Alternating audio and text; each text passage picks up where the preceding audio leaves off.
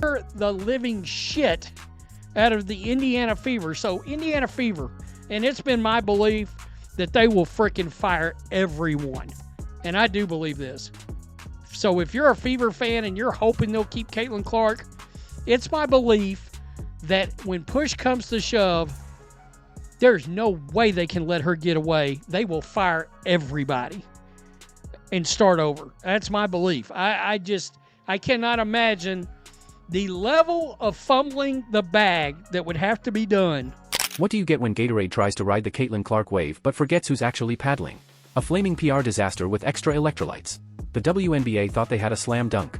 Turns out it was more of an airball into a dumpster fire. And wait till you hear what fans really think. Fever management might want to sit down for this poll. Oh, and Caitlin just racked up $660,000 like it's pocket change.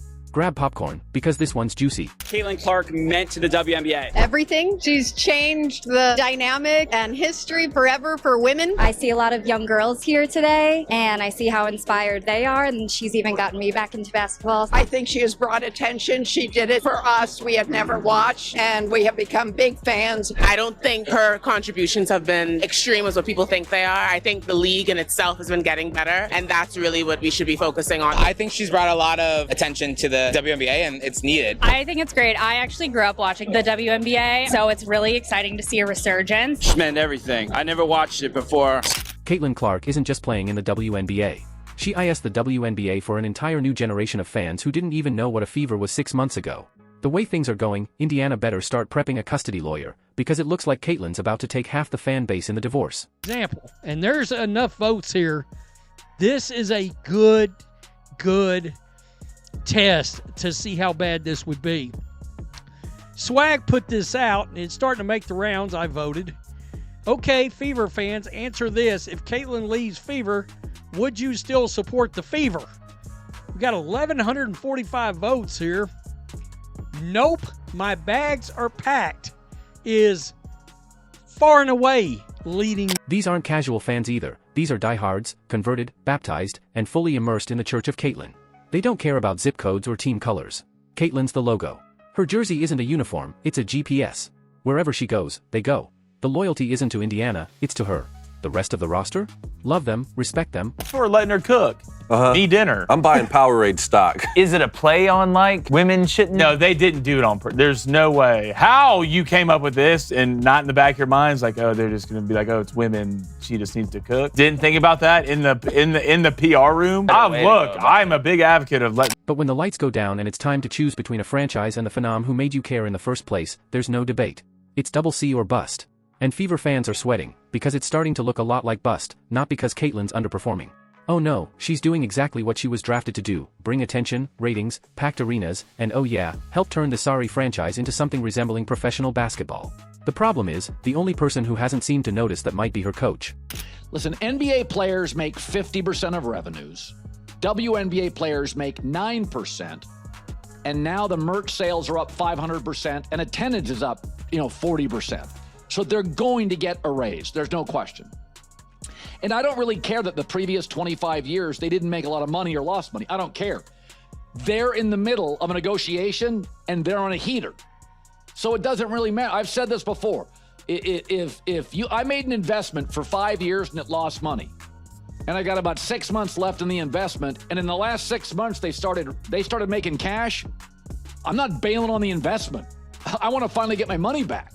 So they're going to get a raise. They're finally turning a corner. But and negotiating in any business is all about current momentum. It's not about 12 years ago. It's about current momentum. Because somehow, the game plan sounds less like empower your superstar and more like maybe next quarter. Which is hilarious, because spoiler alert, they're not winning, they're losing, and losing ugly. But somehow, when it's time for the post-game chat, the same script plays out. One player can't hit water if she fell out of a boat, goes 2 for 14, and the coach's response, keep shooting, honey, they'll fall eventually. Caitlin takes 1 contested 3 in crunch time? Instant lecture. That's not just confusing, that's borderline performance art. Fans aren't blind.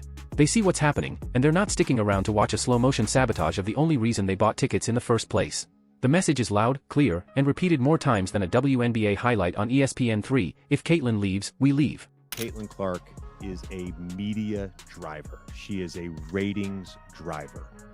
Think about the NBA post Magic and Larry, the NBA post Michael Jordan, tennis post Serena Williams, golf post Tiger Woods, right? There are certain athletes that drive the sport more than others. And that's not to take away from anyone else drafted tonight. That's not to take away from the other incredible superstars in the WNBA right now. The worst part? It's starting to look intentional, like there's some twisted logic being applied behind the scenes. Keep the rookie humble. Don't let her get too big. Make sure the veterans get their touches, even if their shooting percentage is closer to a Powerball jackpot than league average. Meanwhile, the fans are screaming, just let her cook. But nope, every time she heats up, someone yanks the pan off the burner. Now, combine that with awkward body language, tense press conferences, and questionable late-game decisions, and suddenly the Caitlin Clark fan base isn't just loyal, they're angry. They feel like they've been sold a bill of goods. You can't hype up your new superstar, sell her face to every brand from Gatorade to garden hoses, and then treat her like a glorified decoy during the actual game.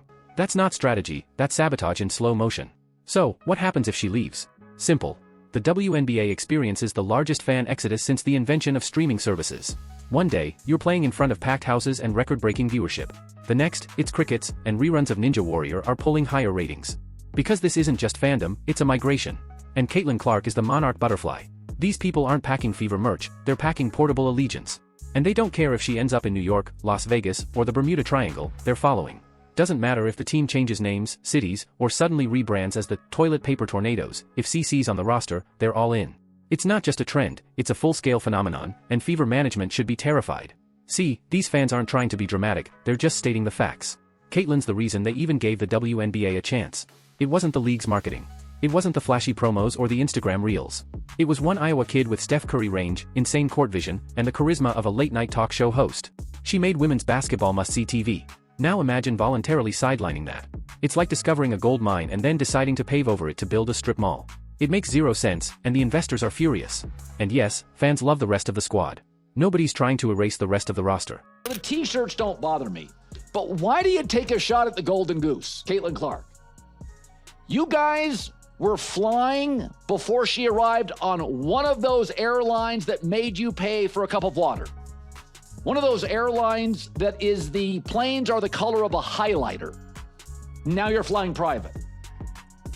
Okay, if you're in a band and you're staying at the Motel 6 and you add a band member and now you're at the Ritz-Carlton, keep your issues to yourself. And don't think this is all talk. These fans aren't bluffing. They've already started scouting other cities. They've got maps, spreadsheets, group chats. Some have rental apps open in Phoenix. Others are learning the Las Vegas zip code system. There are Caitlin Clark watch parties being planned in states she doesn't even play in yet, just in case she gets traded, because they're not tied to a logo. They're tied to a legacy.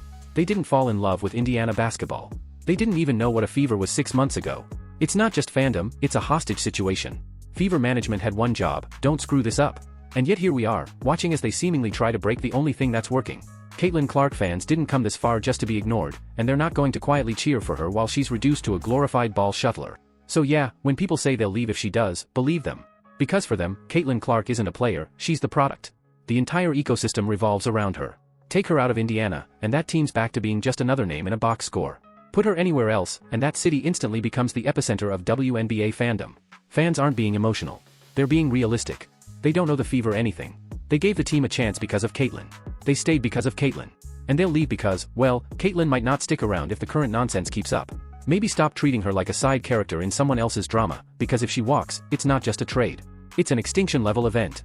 And this time, it won't be a fever dream, it'll be a full-blown nightmare. He's 23. I'm going to pass on that question, actually.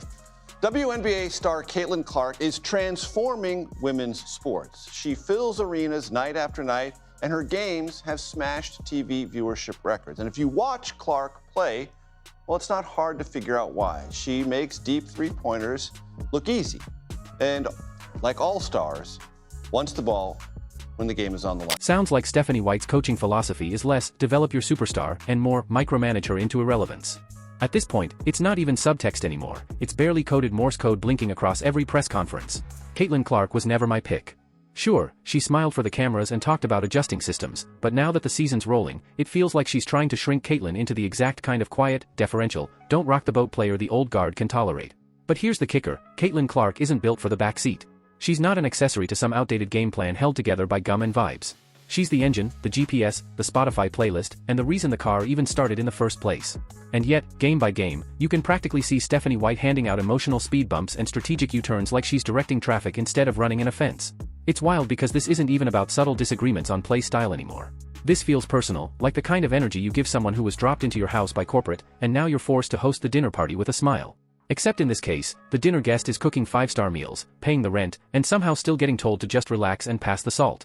Let's call it what it is, resistance. From day one, it felt like Stephanie White was gritting her teeth through the Caitlin Clark era. All the high-minded talk of embracing her game? Vapor. Instead, we've gotten game plans where Clark is left parked in a corner while teammates with the green light throw up bricks like they're building a WNBA-themed Olive Garden. Endless breadsticks, no buckets. And yet, when Clark manages to squeeze out 15 assists, 23 points, and some viral highlight while ducking elbows and referee chaos? Silence. No celebration, no praise. Just another tight-lipped post-game speech about spacing or letting the game come to you. That would be fine if her way was producing championships. Instead, it's producing late-game meltdowns and fan-based meltdowns, often simultaneously. So, here we are mid-season, and the narrative is clear, Clark didn't walk into a team ready to elevate her. Luckily, she's not alone, because Caitlin Clark is not just another player, she's a movement. And movements don't sit quietly. They don't wait politely for permission to shine. They take over. They explode through resistance like a highlight reel dunk in slow motion. And if the Fever doesn't wake up fast, they'll be the answer to a trivia question, not a dynasty. So yeah, maybe Stephanie White never wanted Caitlin Clark. Maybe she wanted someone easier to mold, easier to coach, easier to ignore. But tough luck, she got a phenom, a lightning bolt in high tops. And no amount of stubborn game plans is going to stop what's coming. Caitlin Clark isn't waiting for a green light anymore. She is the light. The question is, will the Fever keep dimming it, or finally let it shine? What do you think? Are the Fever coaches really sabotaging Caitlin Clark, or is this just growing pains? Let me know your thoughts in the comments below.